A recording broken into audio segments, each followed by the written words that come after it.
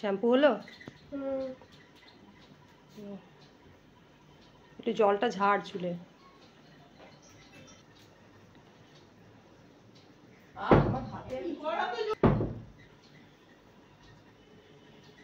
চুলে জলটা একটু ঝাড়, শুকনো করে মোছ। আমার জল নেই, এক্ষুনি দাঁড়া, দেখ নিচে তাহলে টপ টপ করে পড়বে, চুলে আবার জল থাকবে না। বেশি জোরে জোরে ঝাড়লে আবার চুলের ডগা ফেটে যায়, হালকা করে একটু ঝাড়তে হয়, ঝাড়তেও পারিস না।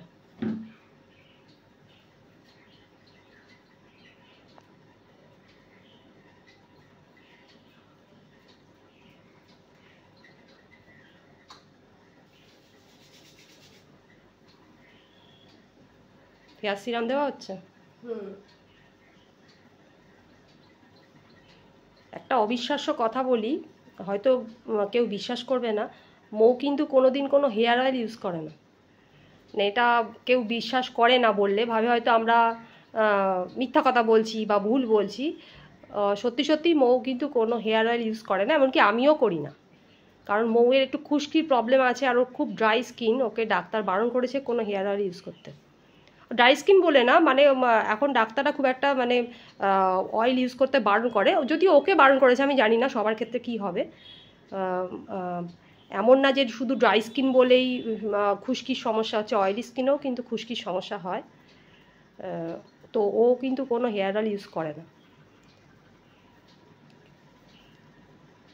ও নিয়মিত একজন ডার্মাটোলজিস্টকে দেখায় যাতে ওর স্কিন আর ভালো থাকে আর কি, চুলের জন্য। তো অয়েল কিন্তু ও কোনো দিনই ইউজ করেনি, কোনো রকম হেয়ার অয়েল ও ইউজ করে না আর আমিও করি না।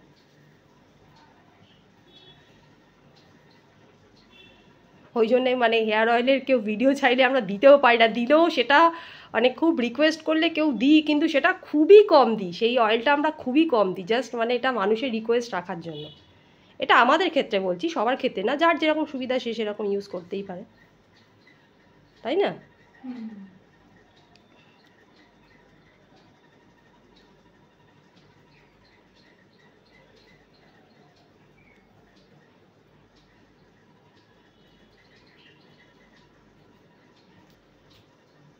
হ্যাঁ, দুভাগে ভাগ করে নে, শুকিয়ে যাবে তাড়াতাড়ি।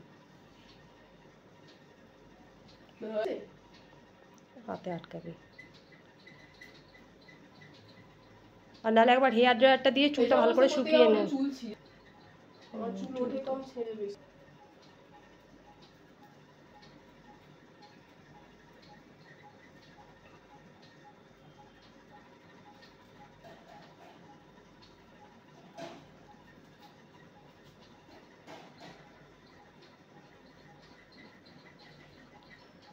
পেছনটা আঙুল দিয়ে চুলের পিঠের দিকটা ঠিক করে নে, জ্বরটা ছেড়ে যাবে। আমি এখন ভিজে চুলে আর তুই যদি ভিজে চুলটা নিয়ে বিছানায় বসিস, চাদর কিন্তু আবার ভিজে যাবে, একবার হেয়ার ড্রায়ারটা দিয়ে নে, একটুখানি চালিয়ে নে, শুকিয়ে যাবে। বেলা হয়ে গেছে তো, বিছানার চাদর নালে ভিজে যাবে, বিছানাটা এখন বর্ষাকাল, শুকোয় না। আর সামনের চুলগুলো আস্তে আস্তে বড় হচ্ছে। সামনে চুলটা কিন্তু নিজেই কেটেছিল মৌ, তাই তো? হ্যাঁ, বেশি চুলটা বড় হতে দিবি না, সামনে চুলটা একটু ছোট করে কেটে রাখবি, যাতে খোপা করলে একটু সামনেটা হয়ে থাকে, নাহলে চুল কপালটা ভীষণ উঁচু হয়ে যায়।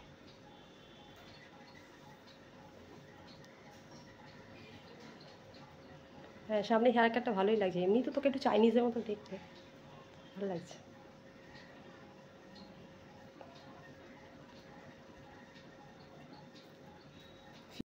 কি রে, তোর চুল শুকিয়েছে? হ্যাঁ অনেকটাই। অনেকটাই। চাদর ভেজাসনি তো? না না, চাদর আমি ও ছড়িয়ে বসে আছো তো, বললাম বর্ষাকালে ভিজে চুলে করিস না। শুকিয়েছে? আজকে কিসের দিন মনে আছে? সবাইকে শুভ রথযাত্রা। আজকে কিন্তু রথ। বউ ছোটবেলায় মনে আছে রথের চাকার তলায় চুল কেটে কেটে একটু একটু করে দিতিস? চুল কেটে রেখেছি। হ্যাঁ, চুল কেটে রেখেছি, রাস্তায় একটা বাচ্চাকে ধরে তার রথের তলায় দিয়ে দেবো। সবাই আজ ছোটবেলায় আমরাও শুনেছি যে রথের চাকার তলায় একটু চুল কেটে দিলে চুল খুব লম্বা হয়। মৌ কিন্তু প্রতি বছর দিত। এবছর দিবি বলছিস? আমিও ছোটবেলায় দিতাম। হ্যাঁ, আসলে আমাদের বাড়ি তো কোন্নগরে, আমাদের বাড়ির পাশেই মাহেশের রথ জানো সবাই খুবই বিখ্যাত। তো আজকে ভীষণ ভিড়, আমরা যেতে পারি না, কিন্তু আমরা সারা বছরই যেতে আসতে রথটা ওখানে দাঁড় করানো থাকে, আমরা দেখি, নমস্কার করি। তো আমরা খুব জগন্নাথ দেবকে আমরা খুব মানি, তাই তো? জয় জগন্নাথ বলো, জয় জগন্নাথ। হ্যাঁ, তো আমরা মানি, সবই ঈশ্বরের দান, যা ভগবান যা মানুষকে দেয় মানুষ সেটাই নেয়। আমাদেরও অনেকবার আমরা চুল কেটেছিলাম, চুল কেটে ফেলেছিলাম আর কি, নানা রকম কারণে, অধৈর্য হয়ে বা অনেক রকম অনেক কারণে। সেটা নিয়ে আমি একদিন অন্যদিন একটা ভিডিও করব। কিন্তু ঈশ্বরের দান, ঈশ্বর যদি মনে করে কাউকে কিছু দেবে তো দিয়েই দেয়, তাই তো?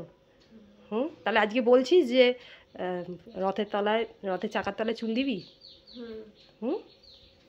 দিস বিকালবেলায়, ও তো ছোটোবেলায় প্রতি বছরই দিত মনে করে করে। হ্যাঁ, আমরাও দিতাম ছোটোবেলায়। কি হচ্ছে, পড়াশোনা হচ্ছে নাকি ফোন ঘাটা হচ্ছে? না, পড়াশোনাই হচ্ছে।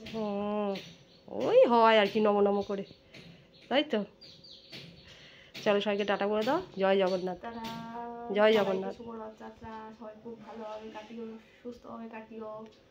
আর শুভ রথযাত্রা সবাইকে, হ্যাঁ, তাই তো? সবার খুব ভালো কাটুক আজকের দিনটা। সবাই জিলিপি পাপড় ভাজা খেও। জিলিপি পাঁপড় ভাজা খেও, আমরাও খাবো আজ সন্ধ্যেবেলা, ঠিক আছে? জিলিপি যদি না হয় পাঁপড় ভাজা খাবো। হ্যাঁ, না জিলিপি হবে না, জিলিপি একটু খাওয়াই যায় একটু ডায়েটের বাইরে গিয়ে। আর জিলিপি পাওয়া যাবে না, পাওয়া যেতে পারে, দেখতে হবে। পাঁপড় ভাজাটা অ্যাভেলেবেল, ওটাও করে নিতে পারি বাড়িতে, ঠিক আছে? চলো টাটা, খেতে বসবো, অনেক বেলা হয়ে গেছে।